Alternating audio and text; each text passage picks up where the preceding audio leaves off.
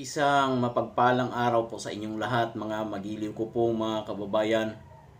Pati na po sa ating mga OFW na naninilbihan sa saan mang sulok ng daigdig. Isang mapagpalang araw po sa inyong lahat. Pero bago po tayo magpatuloy, mga mahal ko pong mga kababayan, hinihingi ko po ang inyong like at subscribe dahil yan lang po ang inasahan at kaligayahan po naming mga content creator. Mga kaibigan, may re-reactionan po tayo. Yung Senate hearing na ginagawa sa Blue Ribbon Committee at sa susunod na linggo ay ipagpapatuloy po ito. At tiyak, marami po ang maiisyuhan ng warrant of arrest, pati na rin po ang mga hindi sumipot sa naunang supina ng Senado. Ngayon, itong si Sara Diskaya po, malamang may mga taong nasa likod po ng mga taong ito. Sapagkat hindi po sila magiging higante o biglang yaman, ika nga, kung wala po silang mga koneksyon at wala pong mga malalaking taong gumagalaw sa likod nila.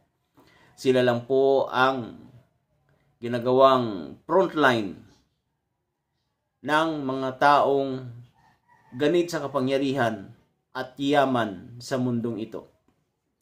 Mga kaibigan, kagaya nga nung isa, yung sa Wawaw Construction, biro mo 37 pa lang, yung tao, halata mo na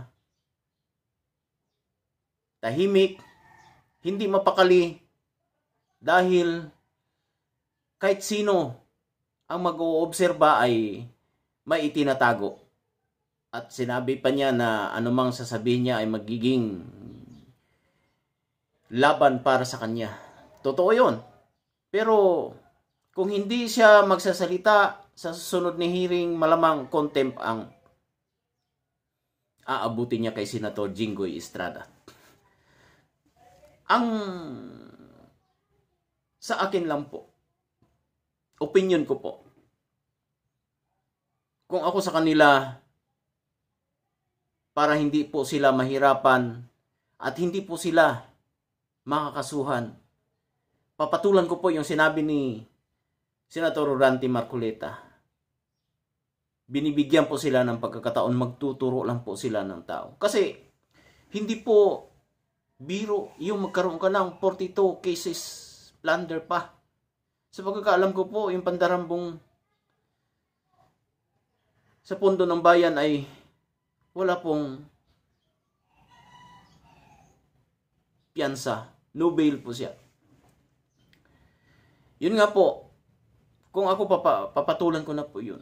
Kasi kapag ka ikaw ay nakulong, yung mga taong sinasandalan mo baka magbago po ng utak, magbago po ng isip. Iisipin ng mga taong yon na baka kumanta ito. Gagawa ako ng plan A, plan B, plan C. Pwede po niyang ipadukot, ipa-riding in tandem, ipa-ambush, o kaya pag doon na po sa loob ng kulungan, pwede niya po suhulan, patayin para man lang tumahimik yung tao at hindi po masisira yung political career niya. Kung ako sa dalawang ito ay kakanta po ako. Kung ano man po ang excuse me po. Kung ano man po ang iyong reaction ay ginagalang ko po. I-komento lang po sa ibaba.